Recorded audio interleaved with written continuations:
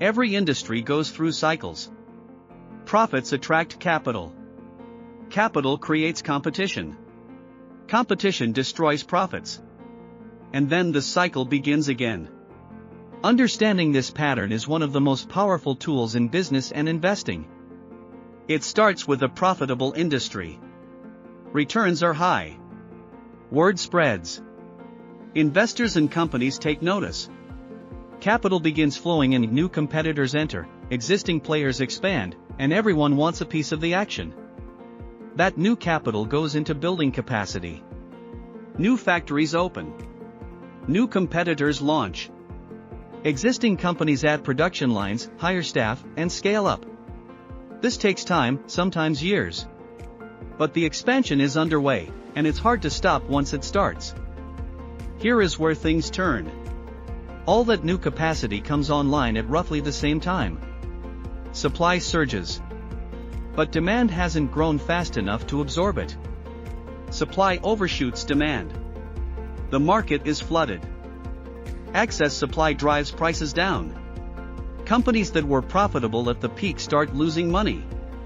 Returns collapse. The attractive industry that drew all that capital now looks very unattractive. Margins evaporate. Balance sheets come under pressure.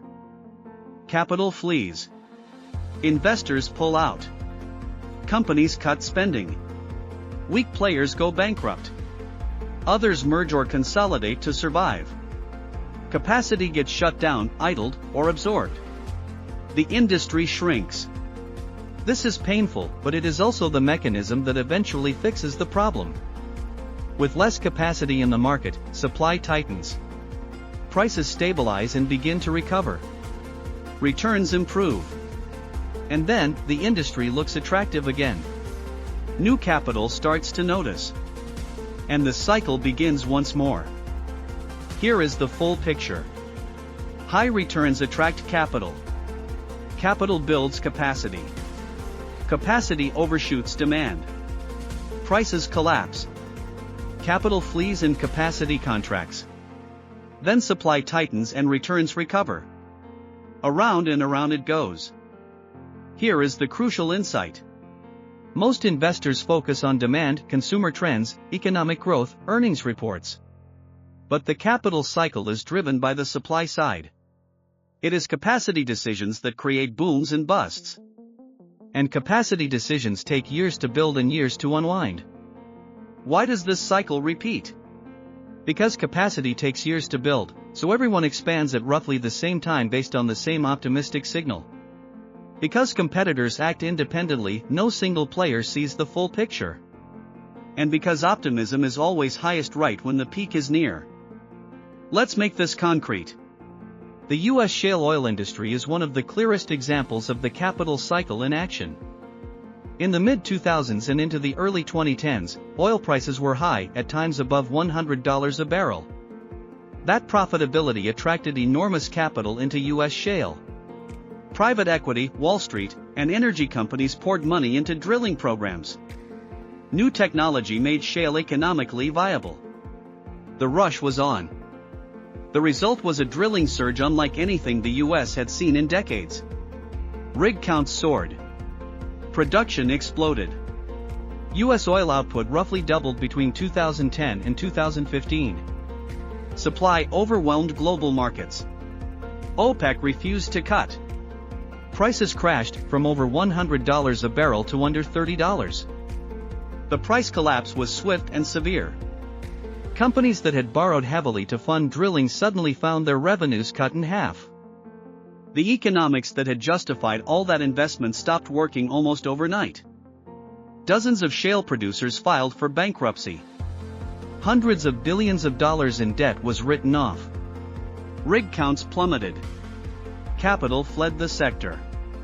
Survivors consolidated, acquiring distressed assets at cents on the dollar. The industry contracted sharply. The survivors learned from the bust.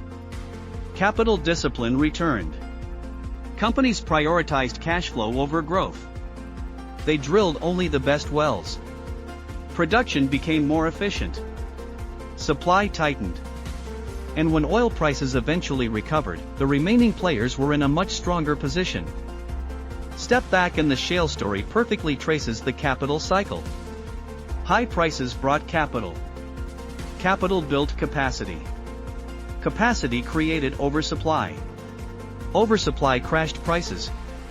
Capital fled and capacity contracted.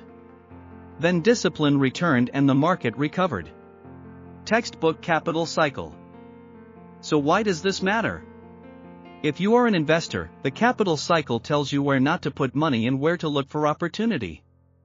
Buying into an industry at peak profitability when returns are high and capital is flooding in means you are buying at exactly the wrong moment.